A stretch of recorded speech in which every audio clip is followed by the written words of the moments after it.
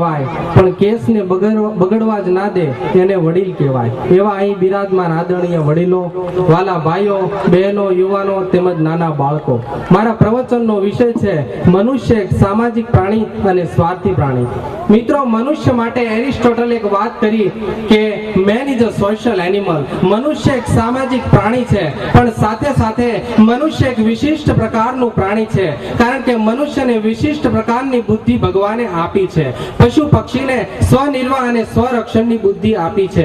કીડીને ખબર પડી જશે કે ઘરમાં કઈ જગ્યાએ ગોળ ખાંડ કે લાડુ છે અને તે ત્યાં પહોંચી જશે. ઘરના આંગણામાં ઉભેલા બાળકના હાથમાંથી કાગડો પૂરી પણ લઈ જશે. તમારા હાથમાં લાડુ કે રોટલો હોય તો કૂતરો દોડતો આવે, પણ લાકડી લો તો ભાગી જાય. કાગડો બેઠો હોય અને વાંકા વળીને તમે પથ્થર લેશો તો તે ઉડી જાય. એને ખબર પડી જાય કે આ મને મારશે. આ રીતે સ્વનિર્વાહ અને સ્વરક્ષણની બુદ્ધિ બધાને આપી છે. તેમાં કોઈને શીખવવું પડતું નથી કે ક્લાસ લેવા પડતા નથી કે કેવી રીતે ખાવું, કેવી રીતે પીવું અને કેવી રીતે વિષય ભોગવવા. આ રીતે સ્વરક્ષણની બુદ્ધિ બધાને આપી છે. સ્વરક્ષણ અને સ્વનિર્વાહની બુદ્ધિ જીવ માત્ર પ્રાણીને આપી છે, પણ મનુષ્યને વિશેષ સ્વવિકાસની બુદ્ધિ આપી છે. અને તેને લઈને મનુષ્ય કંઈક નવું શોધી શકે, કંઈક નવું વિચારી શકે અને કંઈક નવા ફેરફાર કરી સંશોધન કરી પ્રગતિ કરતો રહે છે. મનુષ્ય કરેલી પ્રગતિનો હેતુ હતો કે સુખ અને શાંતિ મળે. સુખ માટે હવાતિયા મારે છે, સાયકલ વેચી તેમાંથી મારુતિ, એસ્ટીમ ને મર્સિડીઝ, સામાન્ય બંગલામાંથી એસી બંગલામાં આવે છે.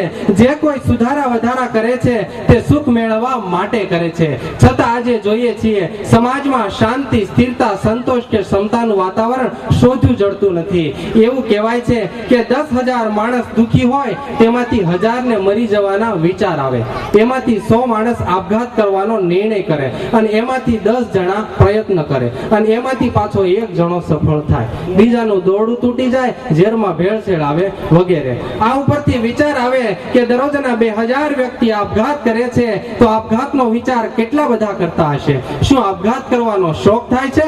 ભારતમાં દર 6 મિનિટે એક વ્યક્તિ આપઘાત કરે છે, એટલે કે દિવસે 240 અને મહિને 7200 વ્યક્તિ આપઘાત કરે છે. તમે લોકો સર્વે કરો તો ખ્યાલ આવશે કે ફૂટપાથ પર રહેનાર ભિખારી કે ગરીબ આપઘાત નથી કરતા. તે ઠંડી, ગરમી કે ચોમાસું ત્યાં જ આખું જીવન પસાર કરશે. જ્યારે કરોડપતિ, અબજોપતિ, ડોક્ટર, એન્જિનિયર જેવા શિક્ષિત અમીર લોકો વધુ આપઘાત કરે છે. મુંબઈમાં એક વ્યક્તિએ પોતાના મકાનના 10મા માળેથી કૂદકો મારી આપઘાત કર્યો. શું 10 માળ આપઘાત કરવા માટે બનાવેલા? અરે, સમાજનો કાર્ડિયોગ્રામ બતાવે છે કે પ્રગતિની પરિકાષ્ઠાએ પહોંચેલો માણસ આજે અધોગતિની ખાડીમાં જઈ રહ્યો છે. અનંત પ્રશ્નો, મુશ્કેલીઓ અને વ્યસનોમાં ભારતમાં લાખો લોકોએ જીવન ગુમાવી રહ્યા છે.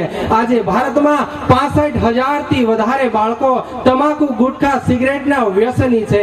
આજે ભારતમાં 50 લાખથી વધારે યુવાનો વ્યસની છે. છોકરો વ્યસનમાં, છોકરી ફેશનમાં અને એનો આખો પરિવાર ટેન્શનમાં. મિત્રો, હૃદય ઉપર એકવાર હાથ રાખીને માને પૂછજો.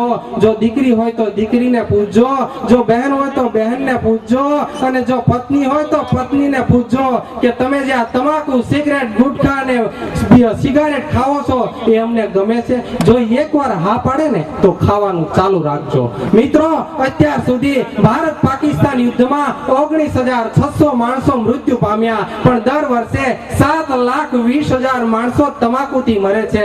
તો ખરેખર આપણા દુશ્મન કોણ છે? પણ સત અસતનો વિવેક ન હોવાથી આપણને ખબર પડતી નથી કે આપણા દુશ્મન કોણ છે, પાકિસ્તાન કે તમાકુ. શું આપણને મનાય કે તમાકુ ને ગુટખા આપણા દુશ્મન છે? શું આપણને મનાય કે એવા મિત્રોની સંગત આપણા દુશ્મન છે? હવે એવા મિત્રોની સલાહ પણ આવડી હોય, આપણે એને કહીએ ને ભાઈ માવો ન ખવાય, આ શરીર માટે નથી સારું. તને શું ખબર પડે કે માવો ખાવાથી માન વધે, દારૂ પીવાથી દોસ્તી વધે, ગુટખા ખાવાથી ગુણગાન વધે, તમાકુ ખાવાથી તંદુરસ્તી વધે? એટલે તને ખબર નથી, આ બધું ખાવાથી આપણા બાપાનું કાંઈ નહીં વધે. આપણે દારૂડિયાને પૂછીએ કે ભાઈ તે ક્યારે ભગવાનને જોયા છે, તને ક્યારે ભગવાન દેખાય છે? તો એ પાછો એમ કે હા. કઈ રીતે? કે વિસ્કી સે વિષ્ણુ મિલે, રમ સે મિલે રામ, બરાંડી સે બ્રહ્મા મિલે, દેશી સે હનુમાન, મેં કિસ કિસ से बोतल का त्याग करूं सब में बसे भगवान। લે ક્યાં છે શાંતિ સમાજમાં? મિત્રો આ સમાજને પણ જે એક થવામાં નડશે ને એ જરૂરથી પડશે. એક જ વિરલો હતો કે જેના નામે અત્યાર સુધી પટેલનું નામ વિશ્વમાં ગુંજી રહ્યું છે કે વીર વલ્લભ તને વિનવું શિરે નમું સરદાર, આઝાદી આપી ગયો ઈ કણબીનો કુમાર. મિત્રો સરદાર વલ્લભભાઈ પટેલ જેના શબ્દો છે કે તમે ભલે દુબળા હો પણ કાળજુ સિંહનું રાખો, સમાન ખાતર મરવાની તાકાત હૃદયમાં રાખો, તમને કોઈ અંદરો અંદર લડાવી ના શકે એટલી સમજણ રાખો, સાચું કહેવાની હિંમત રાખો અને ઘરની વાત ઘરમાં રાખો. હવે આપણા ગામમાં આપણા પટેલની વસ્તી વધારે, પટેલ પાસે પૈસો વધારે, પટેલ પાસે જમીન વધારે, છતાંય આપણે દબાઈને રહેવાનું. કારણ કે આપણે એક નથી. અરે આપણે તો એક થઈને છાતી ઠોકીને કહેવું પડે કે વીઘા અને એકરના માલિક છીએ અમે, હળથી રમતા ખેડૂત છીએ અમે, આ ખેત ભૂમિના વીર છીએ અમે, હીરાના હીર છીએ અમે, ગર્વથી કહીએ છીએ કે ગામના ધણી વિશ્વના ધણી લેવા પટેલ છીએ અમે. અરે આ સમાજનો વિચાર જવા દો, આપણા પોતાના ઘરનો વિચાર કરો કે ઘરમાં થતા ઝઘડાનું મૂળ કારણ શું છે? શું આઈસ્ક્રીમ નથી મળતો એથી ઝઘડે છે? શું સ્લીપર કે ચંપલ નથી મળતા એથી ઝઘડે છે? અરે આપણે ઝઘડીએ છીએ એમ નથી. પ્રિન્સ ચાર્લ્સ ને ડાયના પણ ઝઘડ્યા હતા અને છૂટાછેડા લીધા. આ સમાજના પ્રશ્નો ક્યાંના છે? મૂળભૂત કારણ શું છે? માણસના પ્રયત્નો ઓછા છે?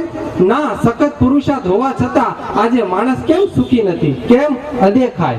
મિત્રો ખાઈમાં પડેલો માનવી બચીને ઉપર આવી શકે છે પણ અદેખાઈમાં પડેલો માનવી ક્યારેય ઉપર આવી શકતો નથી. આજના કાળે મકાનો રોજ રોજ ઊંચા થતા જાય છે અને એમાં રહેનારા માણસો રોજ રોજ નીચા થતા જાય છે. ઘર મોટા હોવાથી ભેગું નથી રહેવાતું. આ મન મોટા હોય ને તો ભેગું રહેવાય છે. આ મનમાં ભરીને જીવશો તો ક્યારેય મન ભરીને જીવી નહીં શકો. આ દુનિયાની બહુ મોટી તકલીફ એ છે કે લોકો સાચું મનમાં બોલે છે અને ખોટું બૂમો પાડીને બોલે છે. તમારે પ્રૂફ કરવું હોય તો તમારી ઘરે સત્યને એકવાર જમવા બોલાવજો તો એ એકલું જ આવશે. જૂઠને જમવા બોલાવશો તો બીજા અનેક જૂઠને લઈને આવશે. કારણ કે જૂઠને એકલા રહેવાનું ફાવતું જ નથી. એ હંમેશા ગ્રુપમાં જ રહે છે.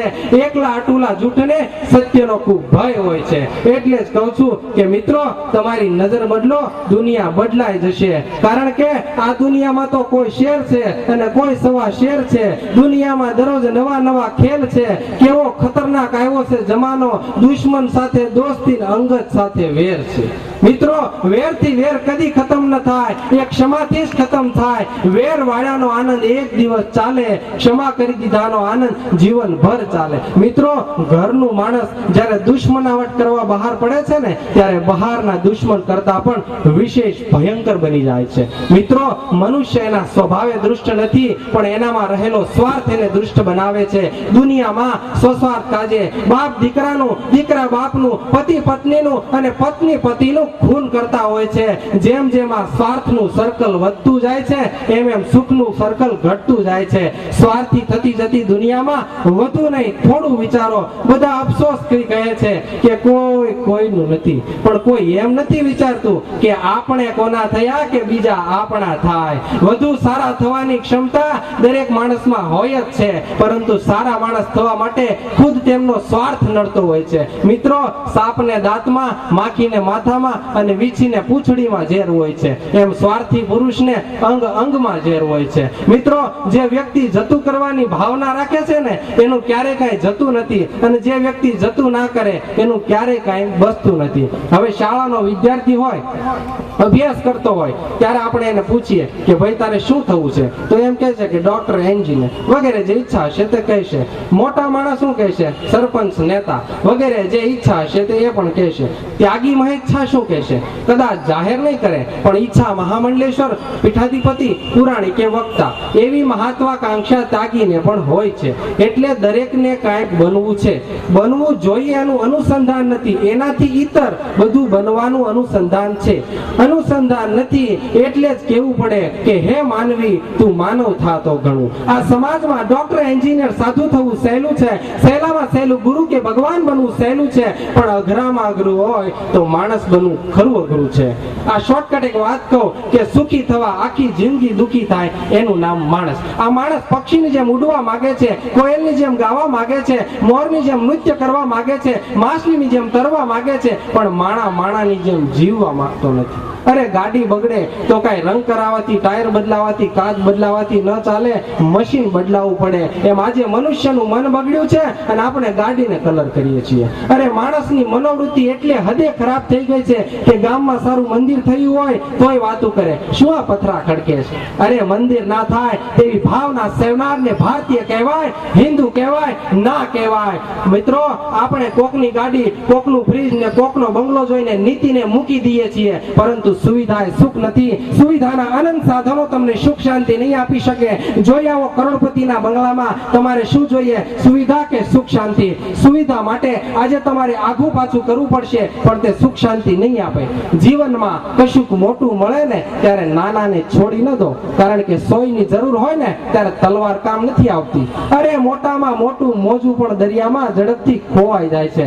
માણસ ગરીબ હોય ને ત્યારે તેને કોઈ ઓળખતું નથી, અને જ્યારે માણસ પૈસાદાર થાય ને ત્યારે તે કોઈને ઓળખતો નથી. માણસ પૈસાને બદલતો નથી, પણ તેના સાચા રૂપને સામે લાવે છે. આવતું ધન માણસને અહંકાર શીખવાડે છે અને જતું ધન માણસને ઝૂકતા શીખવાડે છે. આ લક્ષ્મી સંચળ નથી, પણ લક્ષ્મી મળવાથી માણસ સંચળ બની જાય છે. આ તો આપણી પાસે કાંઈ ન હોય ને તો આપણા અભાવો નડે છે, પણ મળી જાય બધું તો સ્વભાવો નડે છે. આ સંપત્તિ એક એવા પ્રકારનો અગ્નિ છે જે વ્યય થતો હોય તોય બાળે અને સંગ્રહી રાખો તોય બાળે. એટલે જ સંતોષને સંતોએ સાચી સંપત્તિ માની છે. આ આટલી વાત કરી એનો માત્ર એટલો સાર છે કે જિંદગીમાં ક્યાં ટકવું, ક્યાં અટકવું અને ક્યારે છટકવું, આ ત્રણ વસ્તુ આવડી જાય તો ક્યારે લટકવું ના પડે.